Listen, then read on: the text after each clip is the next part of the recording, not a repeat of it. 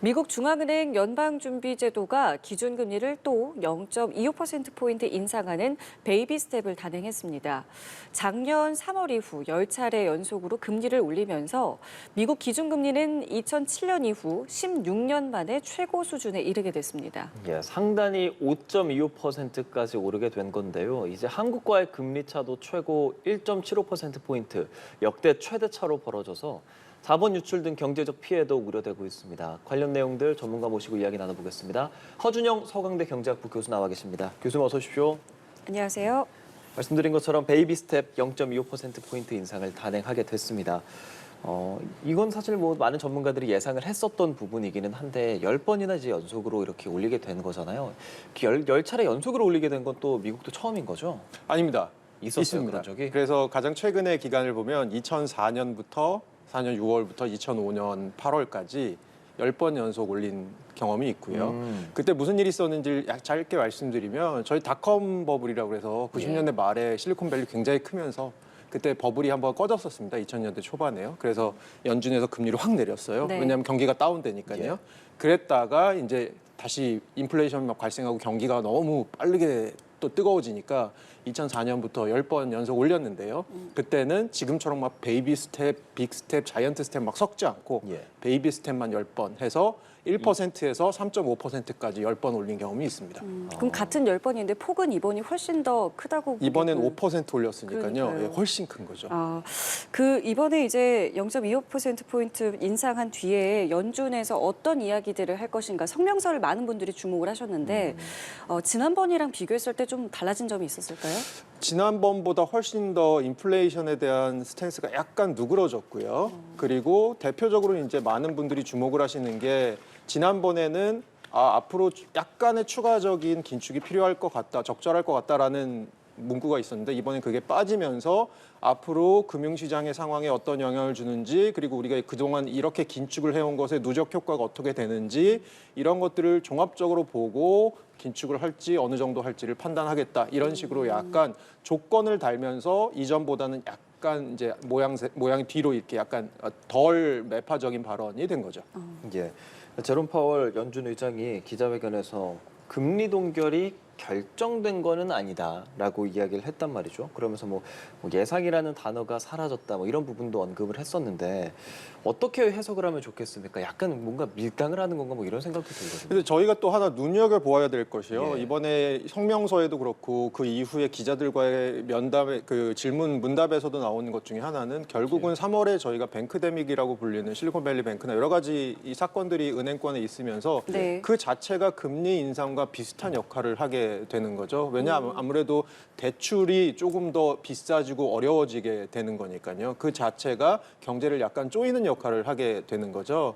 예, 그런 의미에서 사실은 이런 부분에 있어서 다운사이드 리스크를 조금 더 보면서 갈 수밖에 없는 상황이고 네. 그리고 그 자체가 미국 경제를 약간 조이는 역할을 하기 때문에 금리 인상을 이전처럼 심하게 드라이브할 필요가 조금 덜해진 것 하나와 그렇게 됐을 때 미국 경제가 갑자기 꺼지게 되는 이 리스크를 감내하기가 힘든 거죠. 그래서 제가 보기에는 그런 의미에서 이전보다는 아까 말씀하신 대로 우리가 추가적인 긴축을 예상한다라는 문구가 빠진 것도 제가 보기엔 그런 의미가 있는 것 같고요. 그런 측면에서는 사실 되게 도비시한 하이크, 그러니까 어떻게 보면 비둘기적인 금리 인상으로 저희가 볼 수 있는 부분이 있을 것 같습니다. 실제로 지금 주요 3대 지수도 비둘기적인 발언을 하니까 소폭 올랐다가 이제 막판에 이제 하락해서 마감을 한 모습을 보여줬는데, 그러니까 정리를 하자면 이거인 거잖아요. 이제 앞으로 올릴지 동결할지는 모르겠지만 당장 인하는 없다라는 이야기를 한 거잖아요. 연내에. 네네. 근데 사실은 이제 연내에 인하하지 않겠느냐 이런 관측도 있었기 때문에 이 부분도 좀 주목해서 보신 분들 많으실 것 같아요. 네, 맞습니다. 그 시장이 결국은 약간 내려갔는데 미국 주식시장이 내려갔는데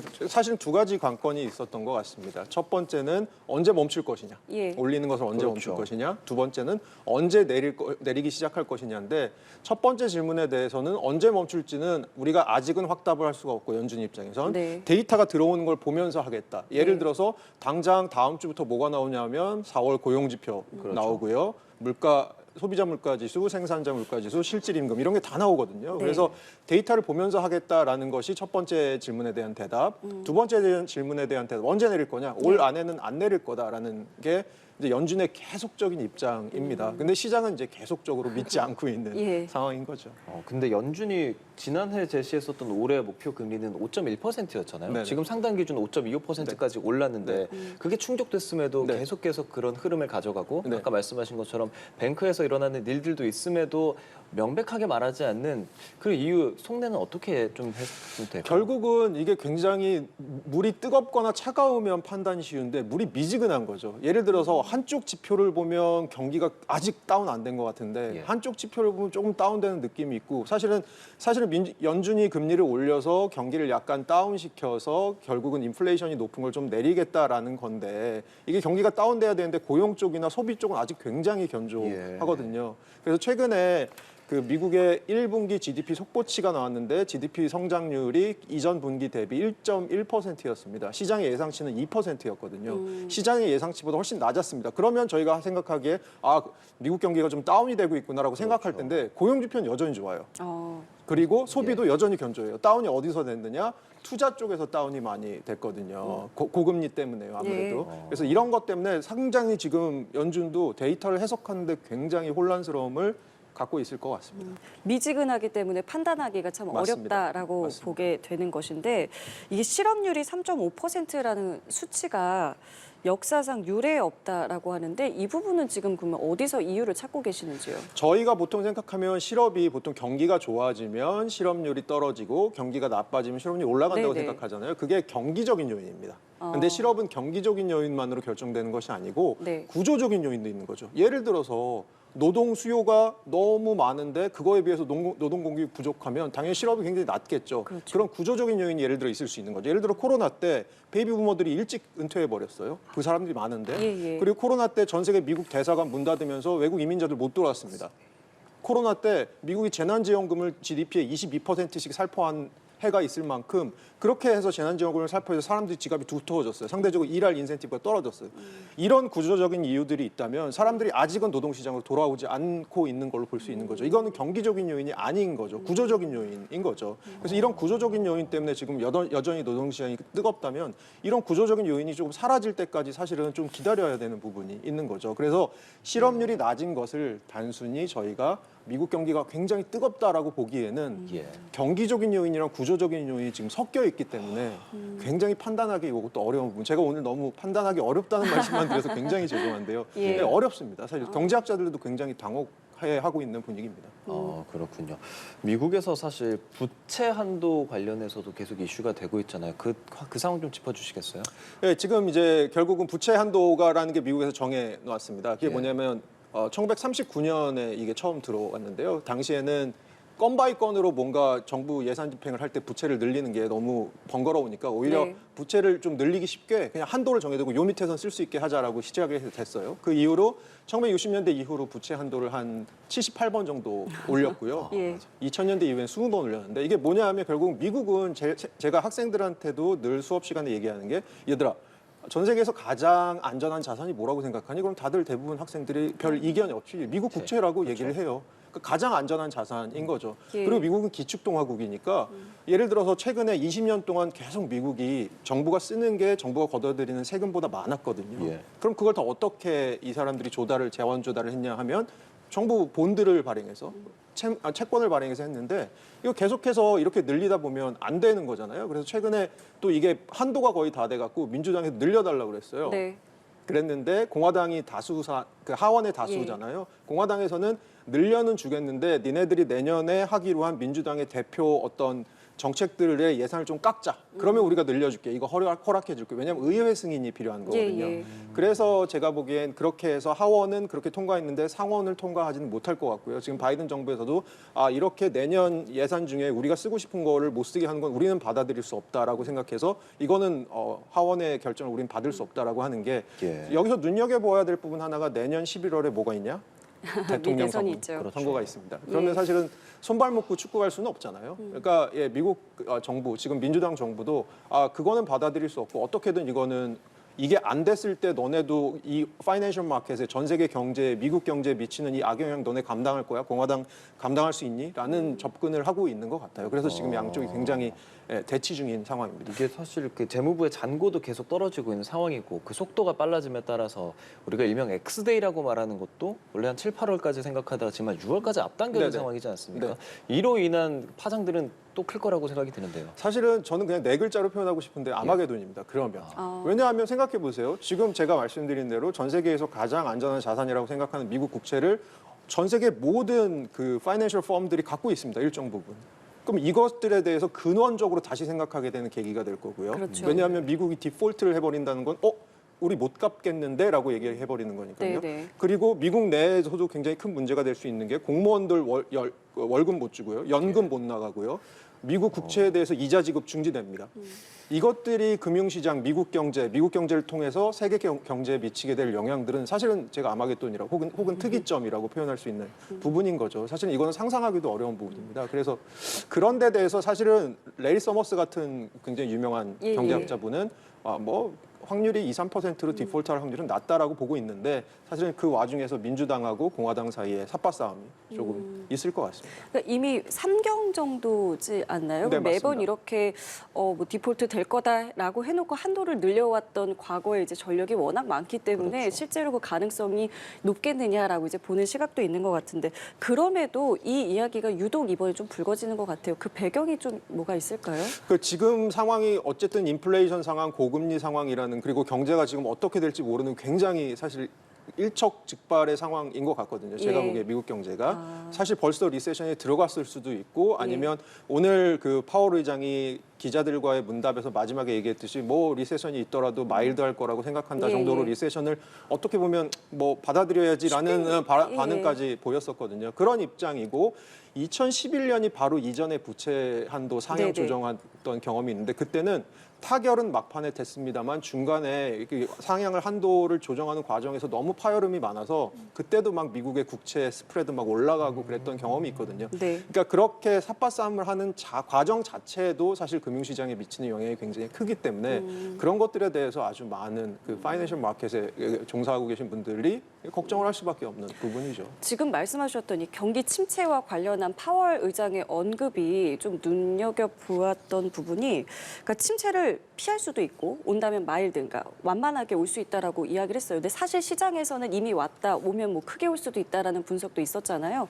파월 의장의 발언 어떻게 좀 들으셨어요? 저는 뭐 파월 의장이 중앙은행이 통화 정책을 하는 곳이지만 또 한편으로는 통화 정책에 관련된 기대, 시장의 기대를 매니지를 해야 되는 입장이잖아요. 예. 그러니까 사실은 어느 정도는 너무 비관적인 얘기를 하면 오히려 시장이 놀래버릴 가능성이 있으니까 비관적인 얘기는 할 수 없겠죠. 근데 저희가 2008년의 금융위기 때를 잠깐 보면 제가 눈여겨보고 있는 데이터 중에 하나는 그런 겁니다. 대출이 얼마나 나가느냐, 은행들에서.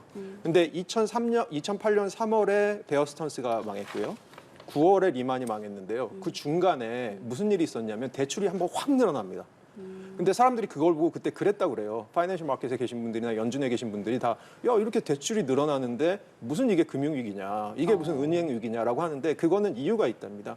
자본시장이 미국은 굉장히 크잖아요. 예. 기업들이 자본시장에서 자금 조달을 하다가 자본시장에 문제가 생기면 은행으로 달려갑니다. 은행이 좀 더 금리가 비싸거든요. 그 은행으로 달려가서 일단 자기들의 크레딧 리밋까지 땡겨놓는 겁니다. 앞날이 어떻게 될지 모르니까. 그래서 대출이 늘었다가 그다음에 금융위기 터지면서 리만 망하면서 대출이 확 줄어들었던 경험이 있거든요. 최근에도 사실 그런 것이 아니냐라는 생각이 좀 들고요. 예. 그런 의미에서 미국 은행들에서 지금 대출 심사를 좀 까다롭게 하는 은행들의 비중을 조사하는 그런 어떤 통계가 있거든요. 네. 통계를 보면 최근에 대출 심사를 되게 까다롭게 하고 있는 분위기 한 40% 정도의 은행들이 대출 심사를 이전보다 까다롭게 하고 있다고 합니다.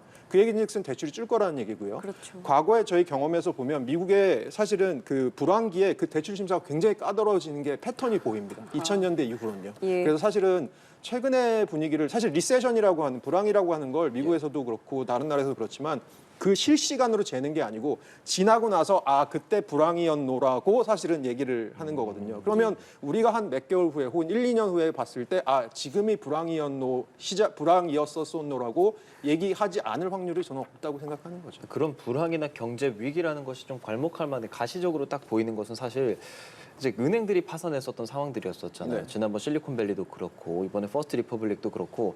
근데 JP 모건에서 퍼스트 리퍼블릭을 인수하고 그 제이미 회장이 이제 거의 위기는 끝났다. 뭐 이런 발언을 내놨거든요. 뭐 교수님께서도 그 부분에 좀 동의를 하시는지. 앞에 두 글자만 붙일게요. 예. 1차. 일차 1차 위기는 끝났다. 2차 위기가 올 수 있다. 제가 아까 말씀드렸잖아요. 예. 베어 스턴스랑 리만 브러스 사이에 우리가 있을 수도 있는 거죠. 사실은 베어 스턴스 끝나고 나서 버냉키 회장도 그런 성명서를 냈었거든요. 아, 미국 경제 견조하고 미국 은행권 괜찮고. 근데 그러고 나서 9월에 리만이 터졌거든요. 제가 뭐 안 좋은 걸 일어나길 바라는 사람은 아닙니다만 예. 뭐 사실은 경계를 늦출 수 없는 상황은 분명한 그럼 것 지금 같습니다. 미국 은행 시스템 자체는 지금 건전하게 다시 건설적으로 흘러가게 되는 겁니까? 혹은 계속 이 위기 상황은 지속될 거라고 보고 계십니까? 생각해 보시면 대출이 줄어들면 예. 어쨌든 간에 은행들의 수익성도 조금 악화될 수밖에 없고요. 그리고 미국 경제에 사실 지탱하는 힘이 신용인데 이 신용이 줄어들면 미국 경제도 아무래도 조금 돌아가는 게 피가 덜 흐르니까 아무래도 힘들 동맥경화가 오지 않겠습니까? 예, 그런 부분이 있을 거고요. 제가 보기에는 블랙스완처럼 이제 블랙스완이라고 저희가 보통 얘기하죠. 예. 이전에 보지 못하던 새로운 막 뭔가 안 좋은 이벤트가 빵 터지지 않을 수도 있을 것 같습니다. 다만 골골될 것 같습니다. 저희가 감기가 걸려도 되게 심하게 앓고 나는 감기가 있고 예. 저희 주변에 그런 분들 계시지 않나요? 계속 골골골골 하시는 분 계시잖아요. 늘 감기 예, 달고 다니는 계시죠. 그런 경제로 당분간 갈 수도 있을 것 같다는 생각도 들어요. 가장 큰 이유는 신용 창출이 줄어드는 부분이 굉장히 큰 거죠. 이 금융 시스템을 연준 역시 굉장히 좀 주목해서 볼 텐데 만약에 이 시스템에 대한 우려가 높아지면은 오늘은 연내 인하 없다라고 파월 의장이 말했지만 인하 가능성도 그러면 열 수 있게 되는 걸까요? 저는 우선은 블랙스완 상황이 아니면 즉 아주 안 좋은 심한 이벤트가 벌어지지 않는 한은 저는 이렇게 금리로 대응할 것 같지는 않습니다. 아, 그러시군요. 왜냐하면 인플레이션이 여전히 높기 때문에 금리로 대응하지는 않고 연준, 재무부 그리고 FDIC라고 부르는 예금보험공사 이런 것들이 유동성을 공급함으로써 해결을 하려고 할 것 같습니다. 금리 대응은 거기 쉽게 하지는 않을 것 같고요. 그러면 그 얘기를 바꿔서 생각하면 저의 생각에서는 예를 들어서 금리를 올해 내로 내리는 일이 있다. 그럼 그건 언제냐? 블랙스완과 같은 상황. 생각보다 미국 경제가 골골대다가 팍 밑으로 꺼지는 순간이 오면 그때 돼서 내릴 건데 그거는 사실은 펀더멘탈이 굉장히 안 좋아져서 내리는 금리이기 때문에 그건 사실 저희한테 별로 좋은 일은 아닌 거죠. 그 민주당 상하원 의원 한 10명 정도가 파월한테 편지 보냈다는 내용도 전해졌었잖아요. 가급적 이 금리 인상을 중단해야 한다라는 이야기들을 하는 건데 이런 뭐 국회의 목소리를 파월 의장은 좀 집중해서 듣습니까? 어떻습니까? 그러니까 파월 의장이 뭐 그거를 무시할 수는 없겠지만 예. 그래도 예를 들어서 지금 인플레이션이 이렇게 높은 상황에서 파월 의장이 여기서 쉽게 멈추기는 사실 힘들 것 같고요. 그 얘기 때문에 뭐 구더기 무서워서 장 못 담그지는 않을 것 같고요. 제 생각에는 금리 정책은 당분간 어쨌든 간에 은행권이나 미국 경제에 아주 둔탁한 경고음이 나오지 않는 한은 물가 중심으로 하겠다라는 게 기본적으로 연준의 생각이고 그 생각은 최근 몇 개월째 변함이 없어 보입니다. 네. 자, 이렇게 오늘 미국 연준이 기준금리를 다시 올리면서 우리나라와 이제 금리 차가 최고 1.75%포인트가 됐습니다. 역대 최대 차인데요.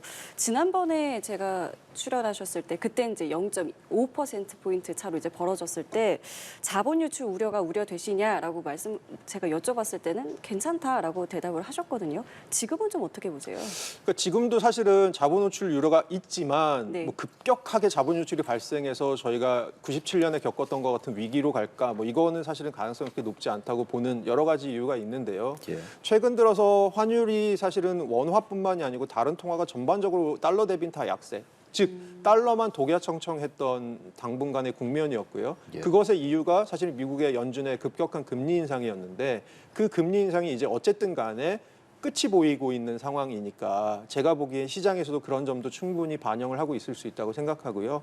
그리고 환율이라는 것이 유일하게 뭐 예를 들어서 금리 차이에 의해서만 결정되는 게 아니고 그 나라의 펀더멘탈이나 여러 가지에 의해서 결정이 됩니다. 대표적인 예가 호주입니다.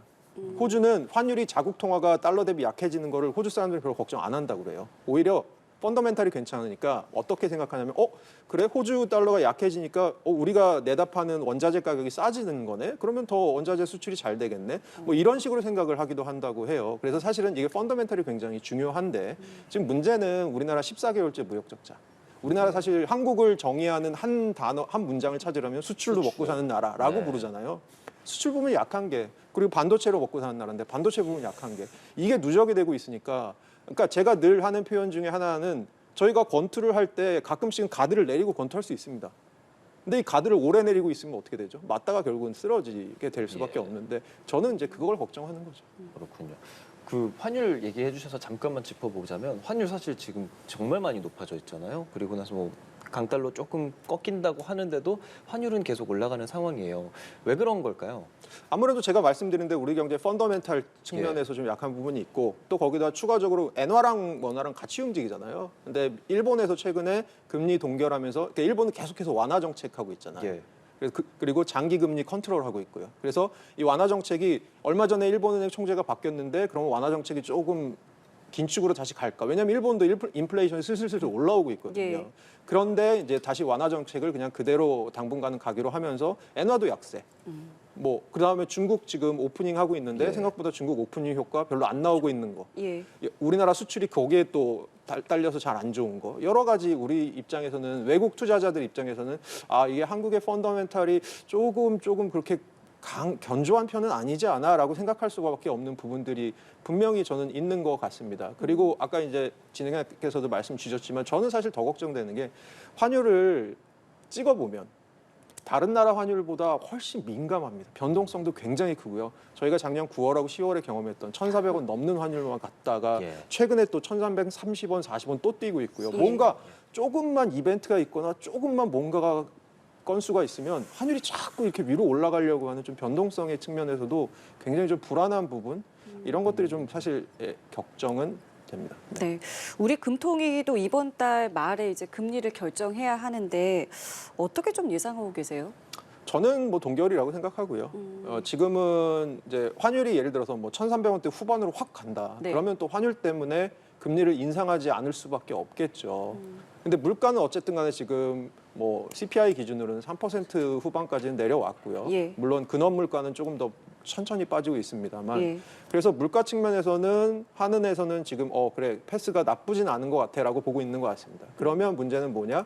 환율 부분에 있어서 조금 대응을 해야 되느냐 하는 건데 지금 환율이 제가 보기에는 1,300원대 후반으로 가지 않는 한 환율에 그렇게 쉽게 대응하기도 쉽지 않은 건 어쨌든 간에 우리 경제가 갖고 있는 하방 리스크들이 너무 많기 때문에 그런 부분들에 대해서 한은이 신경을 쓰지 않을 수 없을 것 같습니다. 그러니까 그런 측면에서 저는 금리는 동결을 하지 않을까라는 생각이 들고요. 교수님께서 지금 말씀하신 내용을 거의 그대로 어제 CNBC에서 이청용 하는 총재가 말을 한 것 같거든요. 그러니까 뭐 금리 인하 가능성에 대해서 기본적으로 인플레이션이 떨어지고 있는 것은 다행이라고 보지만 근원 인플레이션적인 측면에서 좀 걱정이 된다 이런 얘기들을 한 건데 인하에 대한 사실 우리 국민들은 좀 뭐 대출이라든지 이런 것들과 워낙 또 민감하게 가계 경제와 연관이 되어 있기 때문에 인하를 생각하는 사람들이 많거든요. 기대하는 사람들도 많고요. 지금 기조로 봤을 땐 그 정책이 바뀌기는 좀 어렵다고 보십니까? 그럴 것 같습니다. 그러니까 저희가 사실 이제 금리 인상, 미국 금리 인상의 막바지 터널에 오면 이제 각자 도생을 하는 거거든요. 전에 저희가 터널의 한중반에 있을 때는 사람들이 일렬로 서로 맨 앞 사람 따라서 이렇게 쭉 가는 게 제일 안전하지만 터널의 끝이 보면 그 다음부터는 뛸 힘이 있으면 뛰어서 벗어나는 사람도 있고 각자 도생을 할 수밖에 없는 거거든요. 각자 도생을 할 텐데 그럼에도 불구하고 미국보다 먼저 완화적인 정책으로 가는 것은 굉장히 위험한 부분이 있다는 것을 분명히 한국은행에서도 알고 있을 겁니다. 특히 외환 부분에서요. 그래서 제가 보기에는 한은이 올해 내로 금리를 인하할 일이 뭐 그렇게 있지는 않지 않을까라고 저는 보고 있습니다. 어떤 것들을 좀 보게 될까요? 어떤 요소들을요? 요소들은 계속 국내 경기를 볼 거고 부동산 PF나 가계부채 등의 질들을 볼 거고요. 이것들이 어떻게 풀리느냐를 볼 거고 연체율 같은 거 최근에 높아지고 있는데 연체율이 높아지는 것도 또 어떻게 풀릴지 볼 거고 전반적으로 그러니까 금융시장이 지금 어떻게 돌아가는지를 보게 될 거고요. 그게 부동산 경기 뭐 여러 가지랑 다 달려 있으니까요. 하방 리스크는 그렇고요. 그다음에 물가는 지금대로 내려가면 근원이야 저희가 사실은 근원 물가는 조금 더 끈적끈적합니다. 조금 더 천천히 떨어져요. 그러니까 그거는 어느 정도 매니지를 하면서 제가 보기에는 환율 시장 환율에서 어떤 움직임이 있는지 갑자기 위로 급박하게 작년에 9월이나 10월처럼 튀지 않을지 이런 것들을 보게 될 것 같고요. 제가 사실은 저저번 주에 한은에서 주최하는 어떤 컨퍼런스에 갔었는데 네. 가면 사실 그 공개 분위기가 있거든요. 어땠습니까? 최근에 한은에서 걱정하는 게 뭔지 뭐 이런 공개 분위기가 있거든요. 그러니까 예. 최근에 한은에서 걱정하는 건 환율 얘기가 굉장히 많았었습니다. 그래서 그 부분들을 굉장히 모니터링을 하고 있다는 느낌을 받았습니다.